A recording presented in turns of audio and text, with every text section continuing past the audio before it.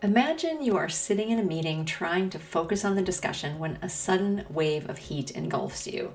It starts deep in your chest and surges upward to your face, leaving your skin flushed and damp with sweat. Your heart races as though you've just sprinted a mile, and you feel a creeping sense of discomfort as beads of sweat gather at your temples. And then you realize you're having a hot flash. Welcome to Joyful Menopause, the show that helps women in perimenopause and menopause navigate this transformative time with clarity, confidence, and care. I'm Linda Enright, a functional nutritionist with 25 years experience helping women achieve vibrant health. Today, we're diving into a topic that affects so many women, hot flashes. But more importantly, we'll explore what's behind them, your body's stress response, and most critically, what you can do to reduce their impact. And before we wrap up today, I will tell you about my client Dawn, who has seen significant improvements in her hot flashes that were driving her a bit crazy. So grab a cup of tea and let's get started. Menopause doesn't have to feel like you are living in someone else's body. Your host, Linda Enright, has spent the last 25 years helping women to thrive in midlife. Here you'll find science-based practical advice that you can start using today to get real results for your health. Welcome to Joyful Menopause. Today we are talking about stress and hot flashes. So many women are experiencing hot flashes among other symptoms of menopause and are just being told that it's menopause and there's nothing you can do about it.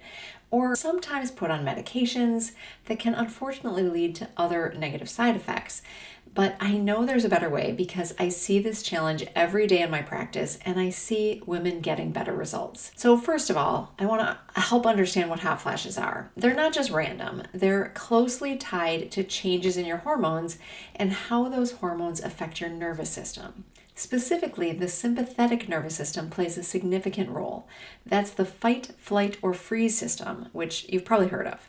This system controls your body's stress response, and during perimenopause and menopause, it can become overly reactive. I've talked about hot flashes before, and I will again, as they're one of the most common symptoms women experience during these years. They feel like that sudden wave of heat, often accompanied by sweating or redness or a rapid heartbeat.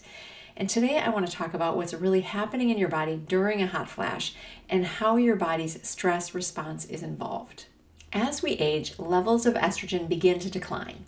Estrogen is a key hormone in regulating many different systems in your body. Estrogen protects your blood vessels, keeping them more flexible, reducing your risk for high blood pressure and heart issues.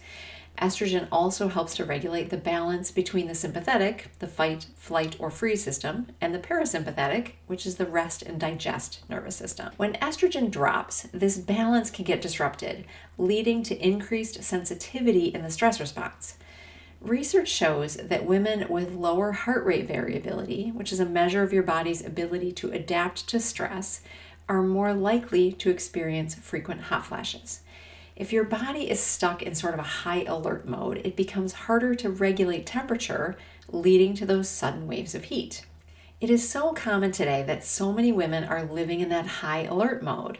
Throughout evolution, we would be in high alert to stay alive, to run from the lion. But today, think about all the things that may put you there, sitting in traffic when you're late for a meeting, a stressful call from your boss, a family member maybe making your life more difficult, or an aging parent who needs your support.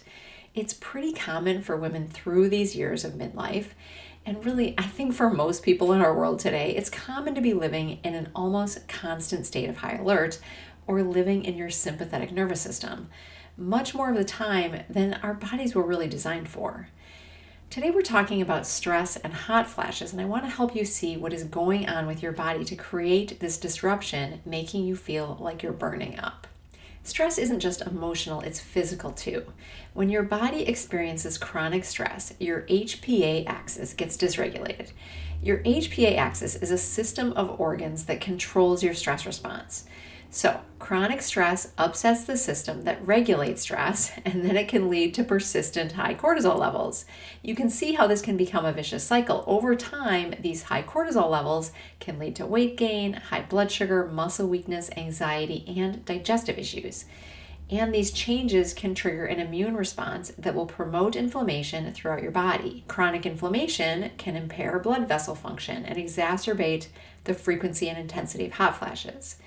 It's a systemic issue that underscores why managing stress and reducing inflammation are crucial during this phase of life. It's not simply that you need a colder home or lighter clothes. That can be helpful, but inflammation is making it harder for your body to cool down, again, exacerbating the frequency and intensity of hot flashes. So that's why an anti-inflammatory diet and lifestyle are so critical during this phase of life. What can you do about it? In just a moment, I have 4 things that you can do with your diet and lifestyle to help reduce your hot flashes. But first, today we're talking about perimenopause, stress, and hot flashes, what's going on in your body, and now we're going to get into what you can do about it. The first is simply to create excellent nourishment in your body. The first of the food choices is to choose foods that are building blocks for nitric oxide. Nitric oxide helps relax blood vessels and improve circulation, so it reduces vasoconstriction, that closing up of your blood vessels that's linked to hot flashes and stress. Foods that are excellent sources are beets, arugula, and watercress. Beets help to promote blood flow and support vascular health, helping your body to regulate temperature more effectively. Arugula and watercress both are rich in antioxidants that combat oxidative stress and inflammation. Some ideas of how to do that. You could add arugula to salads. Roasted sweets and beets is one of my favorite. It's a mixture of sweet potatoes, beets, onions, and garlic. Watercress has a peppery flavor and you can add it to soups or sandwiches. And next we want to choose foods that are rich in phytoestrogens. These foods mimic estrogen's effects in your body, restoring the balance and reducing hot flashes. Ground flax seeds are a great choice because they bind estrogen receptors and they provide omega-3 fats that are also helpful to reduce inflammation. Whole soy foods are rich in isoflavones that help to stabilize hormone fluctuations. Chickpeas are also a good source of phytoestrogens, and they're rich in B vitamins that are supportive for your nervous system. So some ideas of how to use these things. You could sprinkle ground flax seeds on yogurt, put it in a smoothie, or sprinkle on a mixed dish. Chickpeas are great on a salad or in a soup, or delicious in hummus. And edamame soybeans can be an easy and really tasty snack. Next, you can choose foods that are rich in magnesium. These are good choices because they help to calm your nervous system. They can regulate cortisol levels and improve your sleep. Some good magnesium sources include almonds, avocados, and spinach. You could snack on almonds. You could add spinach to smoothies or mix into a salad with arugula too. Avocado toast is a great breakfast and it goes great on salads too. The second is to reduce inflammation because chronic inflammation, as we said, worsens stress and hot flashes. We can do a lot to reduce inflammation with food too. I recommend focusing on berries, fatty fish, and olive oil, top 3 things.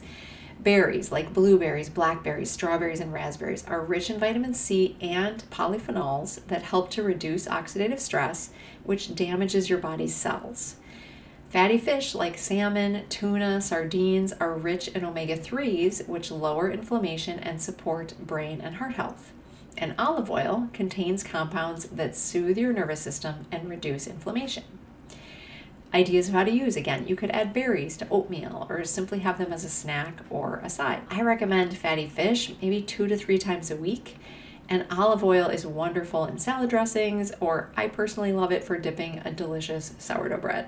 And the third option for reducing inflammation is to include gut-friendly foods. A healthy gut microbiome reduces inflammation and enhances your body's ability to manage stress. Fermented foods are great for your gut because they contain probiotics that are supportive for gut health. These might include good quality yogurt, kimchi, sauerkraut, tempeh, or apple cider vinegar.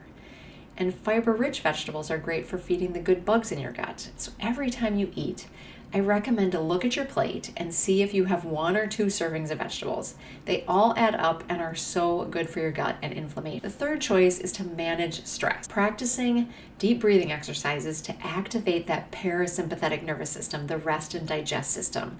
It can really help to reduce the frequency and intensity of your hot flashes. A good goal would be to incorporate mindfulness or meditation into your daily routine. Even just 5 or 10 minutes a day can make a really big difference. And lastly, build resilience. I talked earlier about this heart rate variability. Improving that variability will help to lower your stress and reduce your hot flashes. Things you can do: engaging in moderate physical activity like a brisk walk, swimming, bike riding, They're helpful in so many ways to lower your stress, to improve your heart health, to regulate your blood sugars, and to manage a healthy weight. For our purposes today, they're also very helpful to reduce hot flashes. Also, it doesn't hurt to free up space for self-care for resilience as well. Maybe you can delegate some tasks. Maybe you can simplify your life a little bit so you can build these practices into your life. Your body will thank you. Hot flashes are not just an inconvenience, they're a signal from your body that something is out of balance.